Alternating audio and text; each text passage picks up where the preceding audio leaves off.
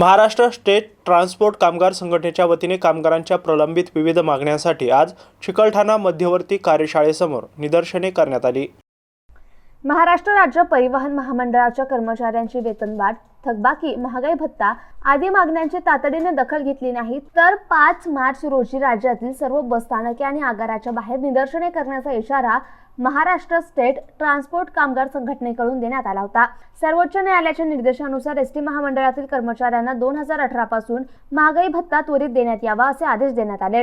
तसेच सन 2016 ते 2020 कालावधीत एकतर्फी लागू केलेल्या वेतनवाढीत घरभाडे भत्त्याचा दर वाढवून द्यावा। या वेतनवाढीतील घरभाडे भत्त्याची रक्कम देखील थकीत आहे। अशा अनेक मागण्यांबाबत कामगार संघटनांकडून वारंवार बैठका घेऊन आश्वासने देण्यात आली आहे। अद्याप याबाबत कुठलाच निर्णय घेतला जात नसून इत्यादी मागण्यांसाठी संघटनेकडून निदर्शने करण्यात आली आहे।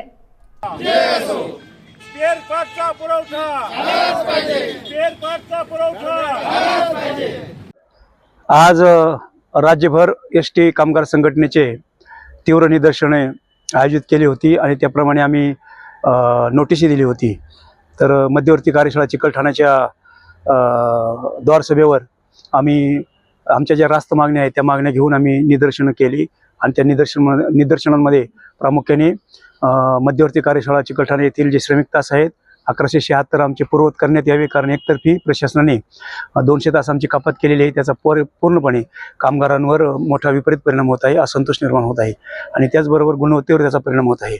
आमचे जे काही शिंदे सरकारचं जे 4 महिन्याच्या कालावधीमध्ये आमचे जे हप्ते पगारमध्ये देण्यात येत होते ते हप्ते या महिन्यापासून बंद झालेले आहेत। त्याचाही आर्थिक फटका महाराष्ट्रभरच्या संपूर्ण कंडक्टर, ड्रायव्हर, मेकॅनिक, सुपरवायझर आणि अधिकारी या सर्वांना त्याचा फटका बसलेला आहे।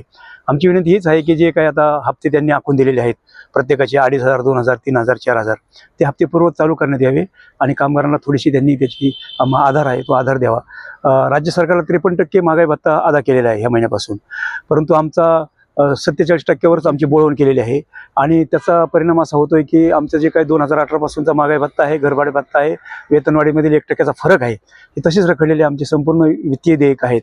आमची मागणी हीच आहे की आमचे जे काही देयक आहेत, आर्थिक देयक, ती त्वरित आणि राज्य सरकारच्या कर्मचाऱ्यांना ज्या पद्धतीने वेळेत अदा केली जातात त्याच धर्तीवर एसटी कर्मचाऱ्यांचे जे आर्थिक देयक आहेत, त्यांचे जे काही घरभाडे भत्ता आहे, महागाई भत्ता आहे, वेतनवाढीतील 1%